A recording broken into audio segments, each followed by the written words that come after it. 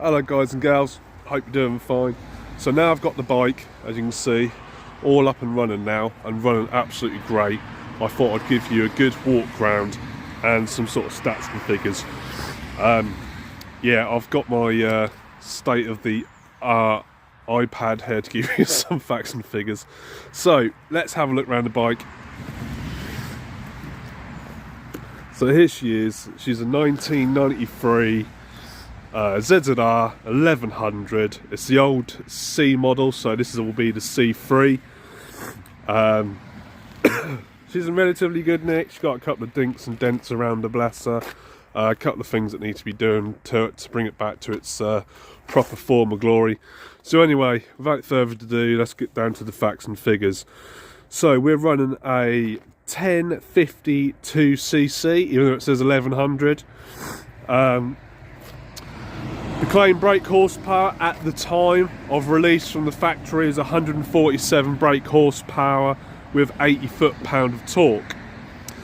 Obviously these models around the world come in different restrictions. So obviously the full-blown, the full-fat one is 147 brake, which I said. They also done one 125, I believe, and 100 brake horsepower, which this one was, but I believe it's now the full fat 147. So we've got a fuel tank there of 24 litres. Apparently it does about 30 to 35 miles per gallon. I'm still yet to work that out. Fucking sun's well powerful.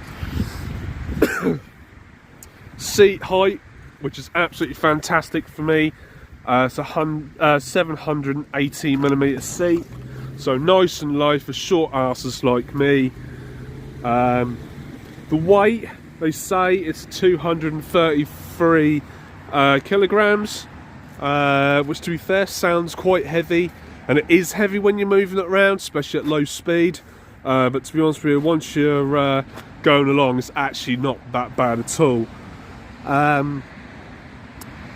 Top end of this bike, right, so the top end of this bike, miles per hour from the factory, was 172 miles an hour, which was at the time, like you've probably heard me say, at the time it was the fastest production bike up till 1996, I believe, when CBR, or the Honda, then brought out the Blackbird, which then beat it by a couple of miles per hour.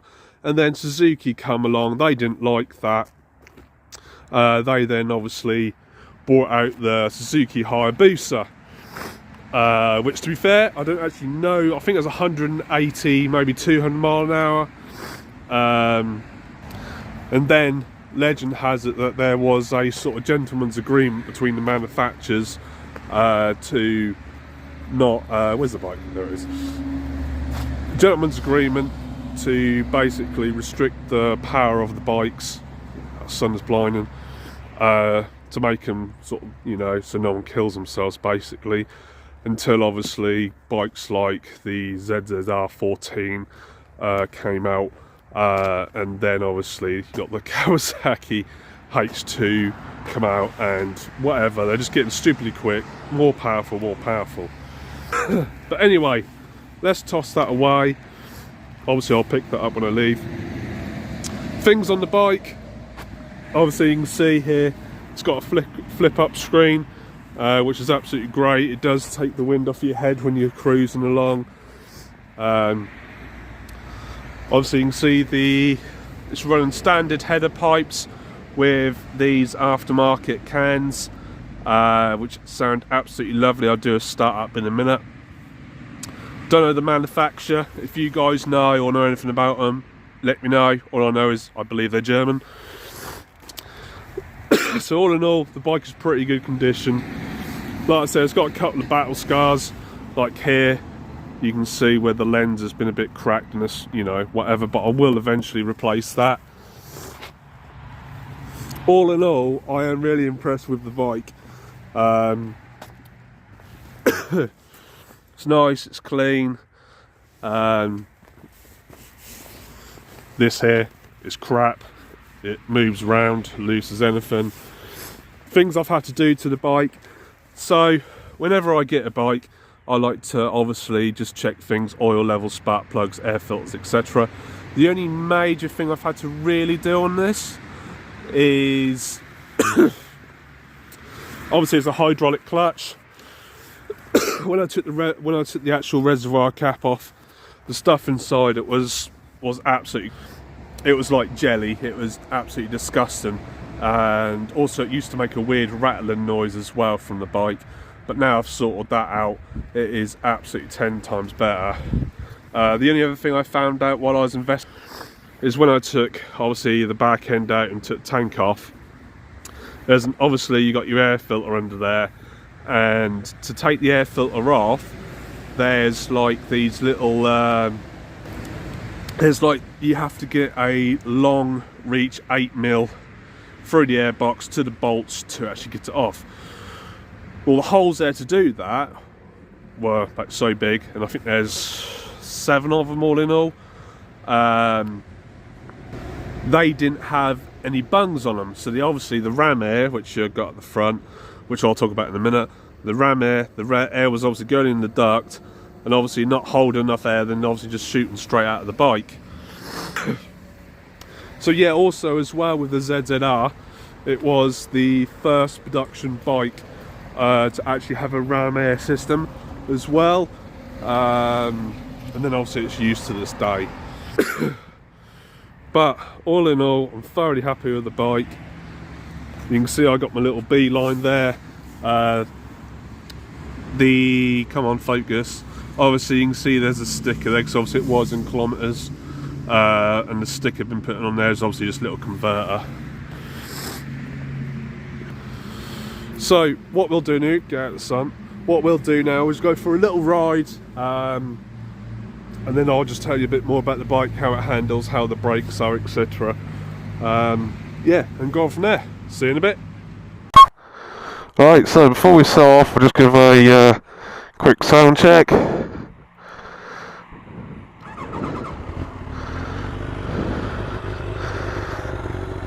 Hopefully the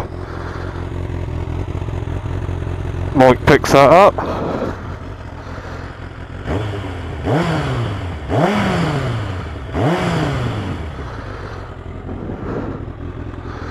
Right, let's go.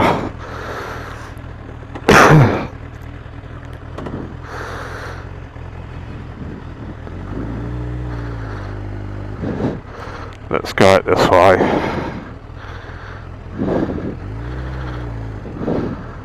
Bye bye tank, I do like coming here.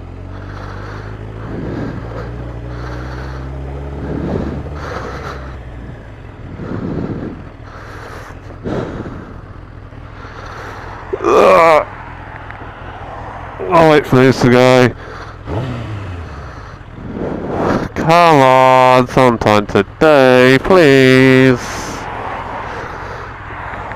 Thank you very much.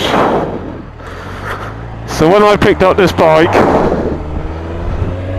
the first thing I noticed was how smooth the engine is and how much torque it's got. Just turn this to miles per hour. Settings. There we go. So yeah, it is a really smooth ride. There's no vibrations in the handlebars. Hardly next to no vibrations in the foot pegs. The engine is just, I don't know. For an inline 4, it's got loads of character as well, which for all my bikes I've had, inline 4s obviously, as you know, are sort of dying out now. There isn't really many manufacturers out there making them. But this just seems to have loads of character and loads of power. You haven't got to wring its neck off as such to actually get it to go. So I'll turn right here. Give you a good time to talk about the brakes. Obviously the brakes on this, you got 4-part Nissan calipers. Obviously you got 2 on each side, twin disc, caliper at the back, which they're okay. They're not great. A lot of people change them for 6-pot calipers, which I believe come off the Zzr1100 or the Zzr1100. Slow down, corner, no shit.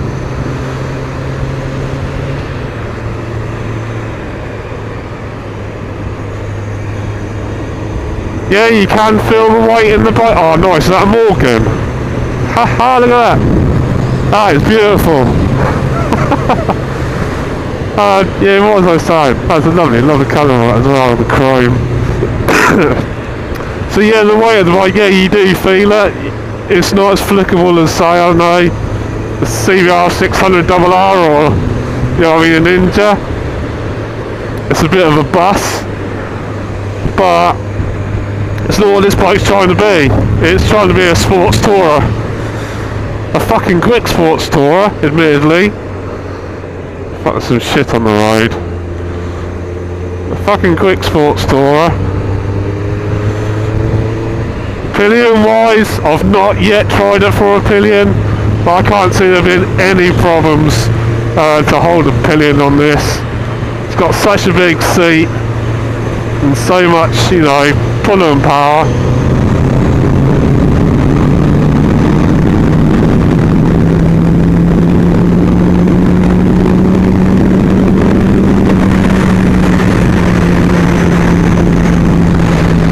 But yeah, definitely goes.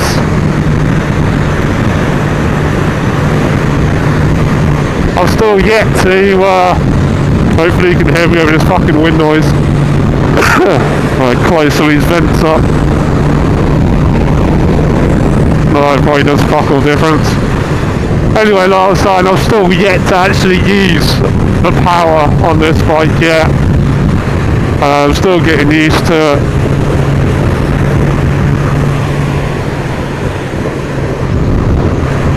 Obviously controls, you ain't got none of that TFT shit. You ain't got no traction control, no rider modes. It is just bare bones basics, you and the bike. Obviously you can see on my left there, I've got my speedo. Admittedly I'm using my B-line as more of a speedo. You got your rev counter in the middle there, and you got your engine temperature on the right. There is also some idiot lights there as well, like your neutral light, oil. There's also a fuel warning lights as well, and you've got 2 as well, just because obviously 1 isn't enough. 1 and 2, they flash when you get below, I think it's 6 gallon, something like that. Basic controls on the left. Obviously you got your indicators left and right. You got your high beam, low beam. You got your horn. That's a good point actually. I haven't actually used the horn yet. Yeah, that works, kind of. On the right hand side, obviously you got your kill switch. Your light controls, your main lights. No LEDs on this. It's all about lights. So one thing I do like about this bike, you'll have to go back on the walk round. But all the indicators are all built into the fairing. So it's not like they've just been plonked on or anything like that. They're actually built into the fairing, which I really like. You don't really see many sort of manufacturers doing that. Handles really nice around the bends.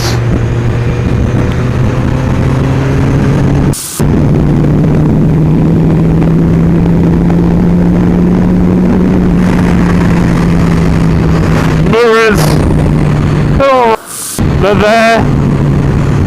Obviously they look a bit Mickey Mouse for what they expect for, you know, the age of this bike. They were all doing it back in the day.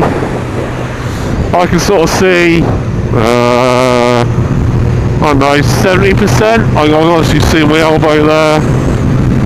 Yeah, the mirrors aren't too bad. Like I said, the screen, the double bubble screen just deflects a little bit of that wind. Hello sir.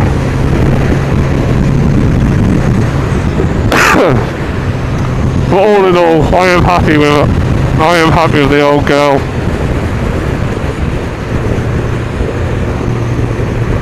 Yeah, I had a couple of problems with it when I first got it. Like I said, when I did have problems with it, it was running really well. Up to about, you know, the higher speed range, it just didn't feel right. Maybe some of the carb sliders weren't working properly. But now it does feel like more of a complete bike. So, just gonna find somewhere to pull over and wrap up the video. Moving the bike through sort of slow traffic as well as a doddle. Obviously you can feel the weight behind you. You can't flick it around as nicely as a lighter weight bike.